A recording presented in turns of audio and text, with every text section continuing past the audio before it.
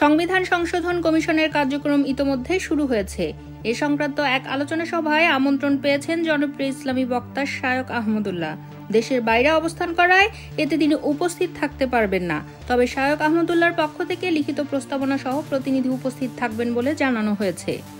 বুধবার নিজের verified Facebook পেজে এ তথ্য জানিয়ে প্রস্তাবনার কথা জানিয়েছেন শায়খ আহমদুল্লাহ। পোস্টে শায়খ আহমদুল্লাহ লিখেছেন, দেশের সংখ্যাগরিষ্ঠ মানুষের বিশ্বাস ও মূল্যবোধ ধারণকারী একটি সংবিধান আমাদের প্রত্যাশা, যেখানে আমাদের বিশ্বাস, মূল্যবোধ ও সংস্কৃতির প্রতি শ্রদ্ধাবোধ প্রতিফলিত হবে। তিনি লেখেন, ইতোমধ্যে সংবিধান সংশোধন কমিশনের কার্যক্রম শুরু হয়েছে।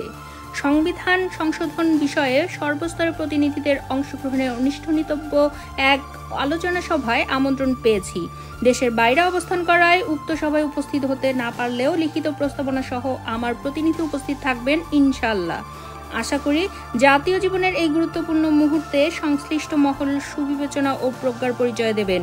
কমিশনের সদস্যরা ইতোমধ্যে অংশীজনদের মতামত ও প্রস্তাব নেওয়া শুরু করেছেন। আমরা তাদের এই উদ্যোগকে স্বাগত জানাই। তিনি লিখেছেন, সংবিধান সংশোধনের ক্ষেত্রে কয়েকটি বিষয় তারা বিবেচনা করবেন বলে আশা করছি। ১. সংবিধান এদেশের গরিষ্ঠ সংখ্যক মানুষের ধর্মীয় বিশ্বাস, মূল্যবোধ ও সংস্কৃতির প্রতি শ্রদ্ধাবোধ প্রতিফলিত হতে হবে। সংবিধানে এরকম কোনো ধারা উপধারা সংযোজন করা যাবে না এবং থাকলে অপসারণ করতে হবে, যা এদেশের সংখ্যাগরিষ্ঠ মানুষের ধর্মীয় বিশ্বাস, মূল্যবোধ ও চেতনার পরিপন্থী। ২. সংবিধানের শুরুতে আল্লাহর উপর আস্থা ও বিশ্বাস হবে প্রজাতন্ত্রের সকল কাজের ভিত্তি। এই বাক্য পূর্ণ সংযোজন করতে হবে, যা বিগত সরকার সংবিধান থেকে অপসারণ করেছে।